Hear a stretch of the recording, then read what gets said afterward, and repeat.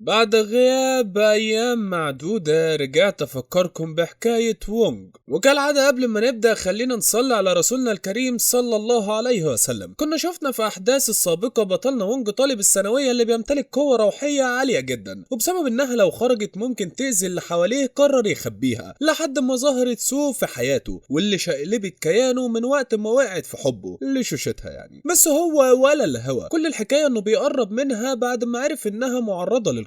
وفي يوم وهم في مسابقة في مدرسة منافسة شاف بوفنج طالب منافس ليه بيتعرض للخنقة على ايد رئيسة الظل المتنكرة، بس لسوء الحظ انها شافته فخافت واحد هفق زيه يكشفها، فقالت له تعالى انت كمان هتقف تبحلق لي يعني. ساعتها بقى بتاخدهم هما الاتنين على السطح هلا بيلا متكتفين، بعد ما بوفنج بقدرته العجيبة قدر يشوفها بشكلها الحقيقي. لو كمان غلط فيها وقال لها يا كركوبة، وعديك بقى لو الست قال لها انت كبرت في السن بتطلع الوحش اللي جواها. فبيقول لها الرضيع الروحي ما تقلقيش ابدا، حبالك الخليده اللي مكتفاهم بيها هتخليهم مش هيقدروا يعملوا حاجه لانهم مجرد طلبه لسه مبتدئين. في لحظتها بتقرب رئيسه الظل من وونج وبتقول له شكلك انت طالب مميز، لانها شافت نحنحه سودي عند البوابه ولقت انها مهتمه بيه قوي. بس كل اللي بيفكر وونج فيه انه مش مجرد طالب مميز وخلاص، لا ده عباره عن قنبله روحيه خطر جدا، ولو انفجرت طاقته السلبيه العالم كله هيتدمر. وقتها بيفوق روح السيف جانكي وبيقول له ايه اللي ربطك الربطه السودة دي، انت لازم تفكها. ساعتها بيقدم لها الرضيع الروحي حته من شعر بوفنج علشان تتنكر في شكله وتقدر بكل سهوله توصل للسوق وتقتلها. في الوقت اللي بيكون كل الطلبه والمدرسين قاعدين في اوضه الاجتماع بيدخل بوفنج عليهم، وطبعا عارفين انه رئيسة الظل بس متنكره، فبيدخل بقى وهو بيجري وبيقول الحقوني الحقوني، وانج اتخطف. بنرجع من تاني على السطح، وقتها بيقول لهم الرضيع الروحي ما تزعلوش مني، انا بس بنفذ اللي الرئيس الظل طلبته، ست قادره وما اقدرش ارفض لها طلب، هي بس هتخلص على سو بعدها نسيبكم. فبيقول لهم بوفنج ما تفكني يا اسطى وانا هكون في خدمتكم، انا من زمان وانا بتمنى انضم لفصيله الظل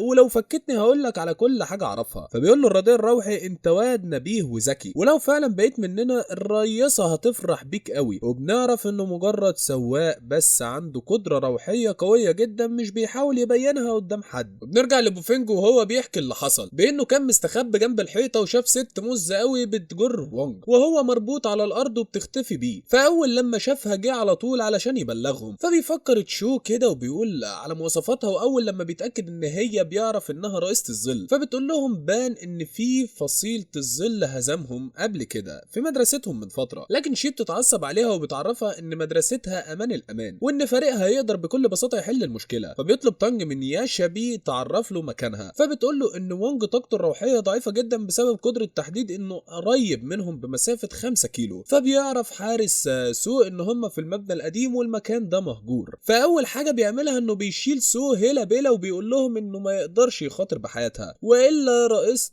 يعني كان قتلها يعني.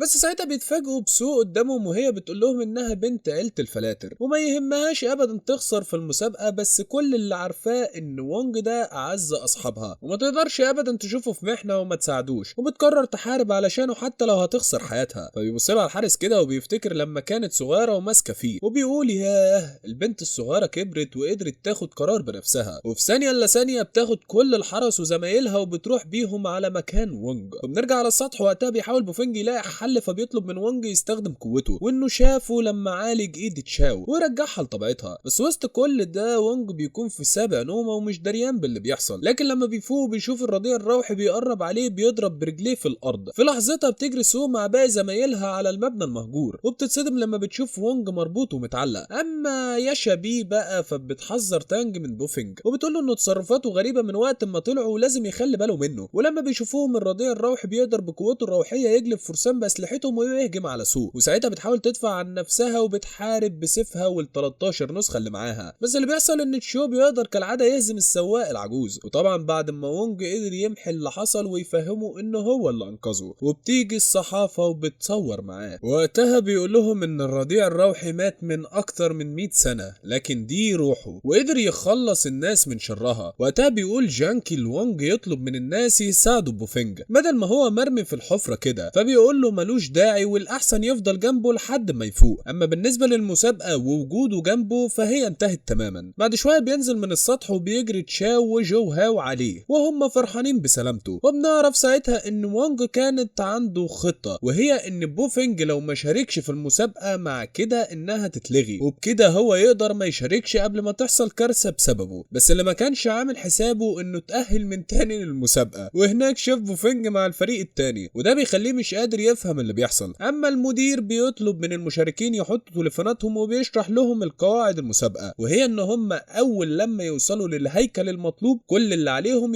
يدخلوا سيفهم لمدة 10 ثواني، وبكده يكون قدر يستولى على الهيكل وتتجمع درجاته. وبيفكرهم ان مش مسموح لهم يستخدموا السيف او حيلة للطيران ترفعهم 5 متر عن الارض. وبيظهر ان وانج انكتب عليه يشارك في المسابقة علشان يساعد اصحابه بعد ما انقذوا حياته. اما تانج فبيظهر انه حاطط لهم خطة. وقتها بنعرف ان ياشا بي بتجمع البنات علشان تعرف خصائص القوة الروحية لكل خصم منافس. في لحظتها بتبدأ المسابقة وبيبدأ اللاعبين يدخلوا اللعبة، بس فجأة بيجري والد وونج على المسابقة وهو معاه التميمة، فبياخدها تشاو وبيحاول يفهم اللي بيحصل. وفجأة بيدرك ان التميمة اللي بتسيطر على قوة وونج الروحية قربت تتعطل. في اللحظة دي بيوصل الفريق المنافس على اللعبة بعد ما اخترقوا النظام، وبيسأل تانج ياشا بي عن بوفينج، فبتقول له ان قوته الروحية مختلفة عن اللي كانت موجودة في السجل، وده معناه انه لازم يخلي باله منه وهو بيتعامل معاه. وبتقدر تحدد مكان تشاو بانه في الغرب قريب من هيكل المعدن، وسو بتكون في الشمال قريبة من هيكل المياه، والكلب في الجنوب عند هيكل النار. وبتكتشف ان بوفينج هو كمان موجود معاه، فبيسألها ليانج مين اضعف شخص، فبتقول له ان وانج قوته قربت على الصفر. فبيقدر تانج يجمع معلومات بما ان كلهم في النص وقدر يحدد اماكن باقي الفريق، فاكيد وانج في الشرق عند هيكل الخشب. فبيجري ليانج بسرعة علشان يقدر يخلص عليه ويكسب الهيكل منه، بس بيكون فاضل شخص واحد وهو جو هاو، واللي بيظهر وهو قاعد بيراقبهم وبيسمع كل كلامهم. فبيقدر تانج يشوفه ويضربه بسيفه، وبيطلب من ياشا بي تروح على هيكل المعدن، اما هو فهيروح لهيكل المية علشان في حساب بينه وبين سو لازم يخلصه. في الوقت ده بيوصل تشاو على هيكل المعدن، وكل اللي بيفكر فيه انه يحط سيفه لمدة 10 ثواني وبكده يكون كسبه، لكن بيتفاجئ بياشا بي وراه واللي بتقول له انه اخد مكانها. فبيقول لها بقول لك يا انسه، اهلي ربوني ان ما مدش ايدي على واحده نسوان، بس لو عاوزه تتخانقي لازم تعمل 3 حركات الاول. فبتقول له ماشي انا جاهزه، واول لما بتخلص بتقول له يبدا هو، بس فجاه بيبدا تشواو يضرب نفسه وبيقول لها انت عملت الخدعه دي امتى. وبنعرف انها عملت شبكه ابعاد بتقدر من خلالها تمسك الفريسه وتدخل على الجهاز العصبي وتخليه يعمل اشارات مزيفه وتتحكم بالجسم. وكل ده بيحصل قدام المدير وباقي اللجنه، واللي بيقول انه مش هيقتل بس الجروح والالم هيحس بيه بنسبه 100%. في الوقت ده بيوصل ليانج على مكان وونج واللي بيكون مرمي على الارض وما عندوش اي قوه يقوم يتحرك حتى، فبيقول لنفسه انا هروح استولى على الهيكل الاول وبعدها بشوف حل معاه. وقتها بيوصل الكلب علشان يصطاد في الميه العكره ويقدر يرجع لهيئته كضفدع يعني وقوته من تاني. ساعتها بيوصل جوهاو في الوقت المناسب وبتحصل بينه وبين ليانج خناقه جامده جدا، وبيقدر انه يدافع عن وونج بدل ما يروح ضحيه. في نفس اللحظه بتظهر سو عند هيكل الميه وبتكون شايله هم اصحابها، لكنها بتتفاجئ بتانج كعادته وهو بيحاول يقرب منها، فبتقول له هتفضل زي ما انت واحد ماكر. فبيفكرها ان عيلته وعيلتها كانوا اصحاب من الاف السنين، فبتقول له اياك تنطق اسم عيلتها تاني على لسانه يعني والا هتدمره، ما هو مش كل الطير يتاكل لحمه. فبيقول لها اهدي بس يا شاب على نفسك، لسه اليوم طويل وهو مش هيرتاح غير لما يكسب المسابقه. فبيندى على بوفينج من سماعته وبيعرف منه انه اتغلب على الكلب، فبيقول له تعالى لي بقى عند هيكل الميه لان في حد عاوزك تشوفه. فبتقول له سو انت عرفت مكان زمايلي ازاي؟ فبيقول لها هو انت ناسيه ان معايا يا شبي اشطر واحد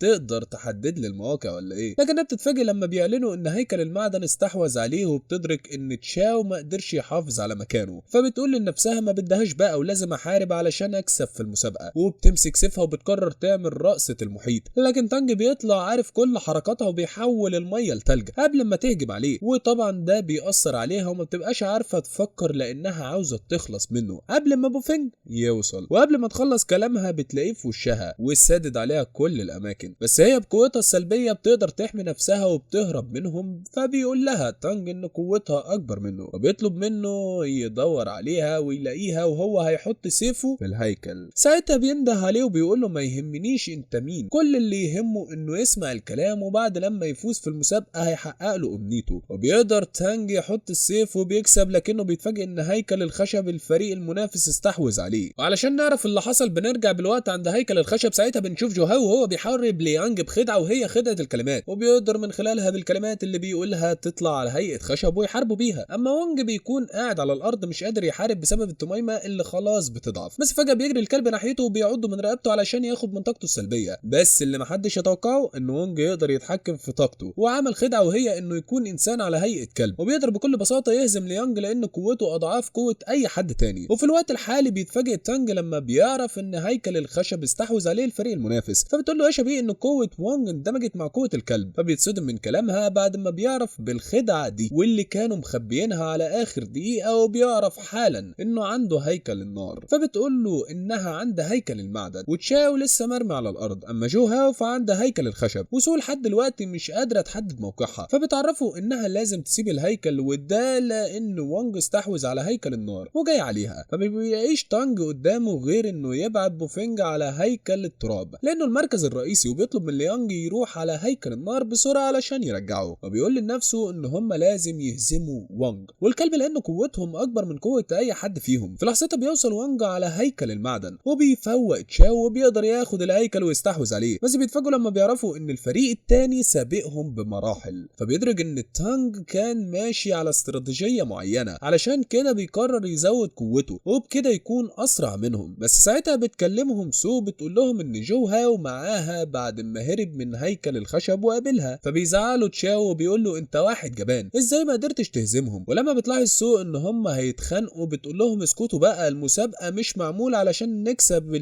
المنافس او نهزمه، لكن علشان يقدروا يستحوذوا على الهياكل. وانها عرفت ان يا شبيه عندها قوة مش لصالحهم خالص، وده لانها بتقدر تعرف مكان كل واحد فيهم، والميزة الوحيدة اللي عندهم هي وونج، وبتكون متأكدة ان هم مش هيقدروا يواجهوه هو الاول، وبتحط كل هدفها على تشاو. اما الهيكل المركزي فهو التراب، علشان كده تانج حاطط واحد هناك يحرسه. فبتقرر تروح مع جو هاو وتهجم على هيكل النار الاول. وطبعا اول لما بيعرف تانج بخطتها بيقول مستحيل لان هيكل النار بعيد جدا على ما يوصلوا ليه، ولو راحوا هناك من هيكل الخشب لازم يعدوا الاول من على هيكل التراب اللي بيحرسه بوفينج. بس اللي ما بيكونوش عاملين حسابه ان سو بتقدر تستخدم قوتها في الميه وبتوصل اسرع مع جو هاو، واللي وقتها بيحاول يشغل ليانج على ما سو تقدر تحط سيفها في الهيكل وتستحوذ عليه. وبنرجع بالزمن للوقت اللي كانت سو فيه صغيره وقاعده بتتعشى مع اهلها، وبيقول لها والدها طبعا عارفه هتعملي ايه. فبتقول له ما تقلقش انت مخلف رجاله وهرد لك كرامتك يا حاج. وقتها بيدخل تانج وعيلته، وبيظهر كده ان في حرب ما بينهم بتمتد الالاف السنين، وده بسبب كره سو لتانج. وفي الحاضر بيجري ليانج قبل ما سو تحط سيفها في الهيكل، فبيحاول جو هاو يمنعه ويضربه بكلماته الخشبيه، بس هو بيتفاداها وبتيجي الضربه في سو. فبتفتكر كلام والدها وهو بيقول لها ان عيله تانج اهانوها لمده 14 سنه ومش لازم ابدا تسيب حقها. فبتحاول تدافع عن نفسها بنسخ سيوفها ال13، بس لسوء الحظ انها لازم تحطه في الهيكل السيف الاصلي والا مش هتقدر تاخد الهيكل. في لحظتها بيوصل تانج وبيقول لها مفيش فايده من اللي بتعمليه، احنا خلاص بقى معانا 4 هياكل وباقي واحد. وقتها بيوصل بوفينج بسرعه على هيكل المعدن وبيحاول ياخده من تشاو. فبيدرك ان الهيكل كل حاجه فيه من المعدن، علشان كده بيجمع سلاح يقدر يهزم بيه. ساعتها بيستخدم تشاو سيف عيلته وبيقول له لا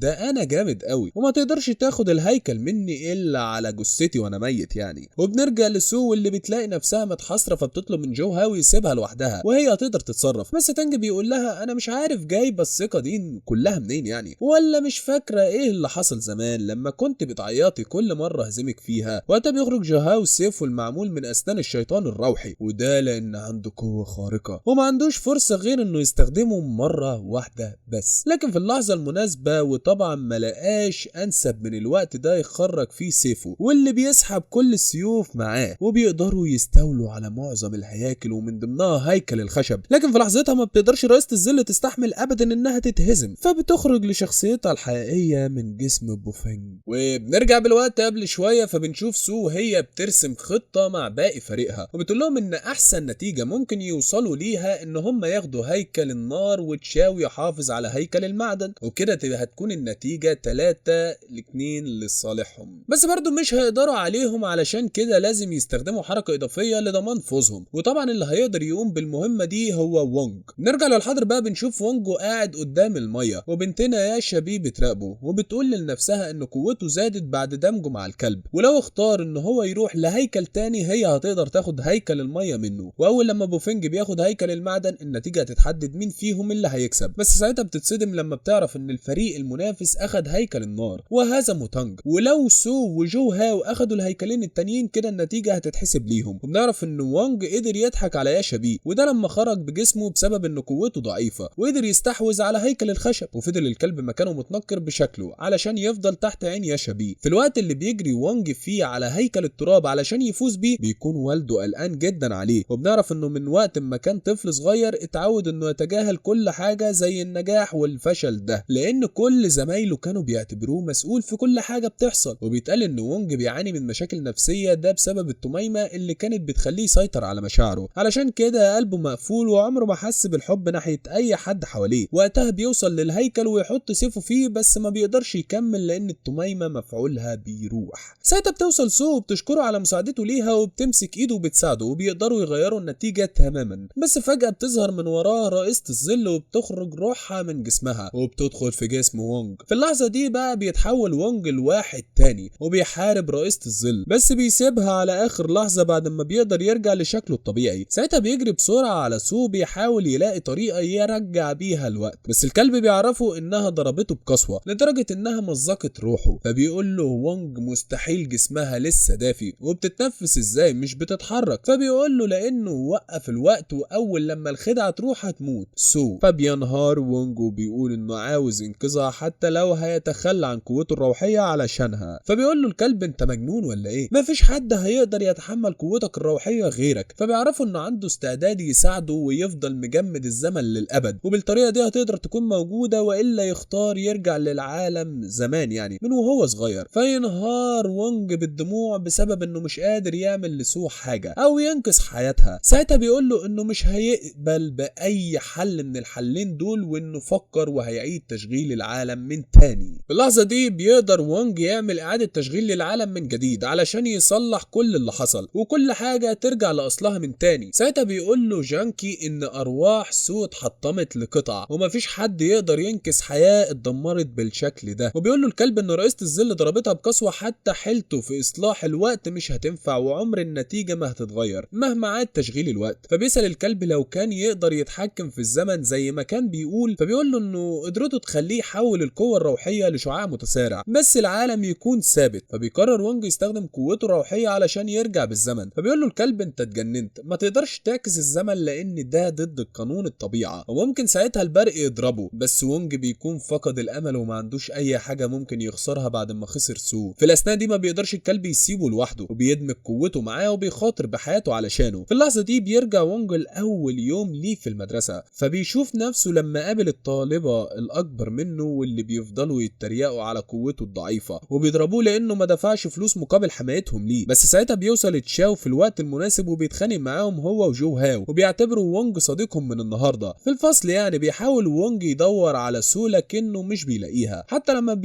بيتخيل بيها يعني راكبه العربيه بيفضل يجري بسرعه وراها، لكنه بيتفاجأ بتانج وياشا بيه هم اللي موجودين. فبنعرف ساعتها انه مستمتع بحياته الهاديه، بس كل ده بيحصل في عالم مختلف غير اللي عاشه. وده لما اندمجت خدعه الزمن للكلب مع خدعه الفضاء لوونج اتخلق عالم جديد حرفيا. بس الكارثه اللي هتحصل عن العالم ده هيتدمر بيها ان الزمن اتوقف ومفيش حد في العالم يقدر يقلب موازين ويرجع كل حاجه لاصلها من تاني. في العالم السفلي بنشوف الملكه الجديده واللي بتتفاجئ بهزه ارضيه، فبتسال خادمتها وايت عن اللي بيحصل، فبتقول لها سموك ده باين انه زلزال. وقتها بيدخل الحارس فبيقول لها في حاجه مش قادر الاقي لها حل وبيوريها سو. فاول لما بتشوفها بتقول له يا حرام دي الحلوه لسه صغيره. بس وقتها بتدرك ان اسمها سو وعيلتها مشهوره جدا لا واغنياء كمان. ساعتها بتفوق سو بتقول لهم انا فين وايه اللي جابني هنا. فبتجري وايت بسرعه عليها وبتقول لها ما تخافيش ده مجرد حلم. وبتجري الملكه عليها وبتحاول تطمنها، بس بيدخل الحارس بفزع كده وبيقول لها الحقيني يا مولاتي في كارثه هتحصل. فبتقول له هيحصل ايه يخرب بيتك خضتني. في اللحظه دي بيزور وونج مع باقي اصحابه الجنه السماويه اللي زارها مع سو في الزمن التاني. وقتها بيحط ايده جوه كهف الجنيه المشهوره علشان تتنبأ بمستقبله، بس اللي بيحصل انها بتسكت والكهف بيتدمر وبيظهر كده ان مستقبله اسود ومنيل ب60 نيله. وبنرجع للملكه بعد ما عرفت ان وونج هيدمر العوالم الثلاثه علشان يرجع سو، فبتقدر بسرعه تغير القرار وبتطلب من الحارس يرجع روح سو لجسمها من تاني. وقتها بيتصدم جانكي لما بيشوفها قدامه، فبيضطر يفرجها على كل اللي حصل من بعد موتها. فبتقول له ياه للدرجه دي وونج بيحبني وهيعمل عالم جديد علشان يرجعني. فبيقول لها جانكي لازم تصحيه بسرعه وتخرجيه من العالم اللي خلقه قبل ما العالم ده يختفي للابد، وعلشان تصحيه لازم تعتمد عليه. في الوقت ده بيظهر وانج وهو في العجله الدواره مع تشاو وجو هاو، فبيعيط لانه مش حاسس باي سعاده من اللي كان بيتمناها، وده بسبب ان سو ما بقتش موجوده معاه. وبنرجع لسو اللي بتستخدم جانكي كسلاح علشان ترجع حبيبها من تاني، وبتقدر تصحي وانج من العالم اللي هو فيه وبتاخده معاها. وبنرجع بالوقت من تاني بعد ما قدر فريق وانج يكسب المسابقه ويحط كل واحد سيفه في الهيكل بتاعه، وبتظهر سو هي فرحانه بوجوده جنبها، وبنعرف انه فقد طاقته في الاصلاح بعد ما استخدمها ضد قانون الطبيعه، وبسبب دمج الزمان والمكان عمل عالم جديد. فبيقول له وونج انا مش فاهم حاجه، قول لي الخلاصه وانجز. فبيرد الكلب بانه يقدر يعكس الزمن، وبسبب كده سو مش هتكون عندها اي ذكرى من اللي حصل في الفتره اللي فاتت يعني. فبتقول له ان كل اللي يهمها انقاذ العالم لانه الاهم في النهايه، ولو الزمن اتغير عمرها ما هتنسى حبها ابدا لوونج. فبيمسكوا ايدهم هما الاتنين مع بعض وبيعكسوا الزمن. في اللحظه دي بيوصل والد وونج ومعاه التميمه الجديده قبل ما يدمر العالم. فبيقول له الكلب خلي بالك بمجرد ما تلبسها مشاعره هتتحبس من تاني، وعمره ما هيحس باي مشاعر ناحيه اي حد وخصوصا سو. فلما بيشوف وونج ضحكة زمايله والفرحه في عينيهم بيقول له ان ده كل اللي بيهمه، وبيلبس التميمه. وبكده بتنتهي رحله وونج وتغلق الستار على هذه القصه الجميله. واصدقاء المشاهدين كان معكم كوزمو، او لو تقدروا تقولوا عز الدين، وتنتهي الحلقه على كده، واشوفكم في الحلقات الجايه. ما تنسوش اللايك والسبسكرايب. يلا سلام.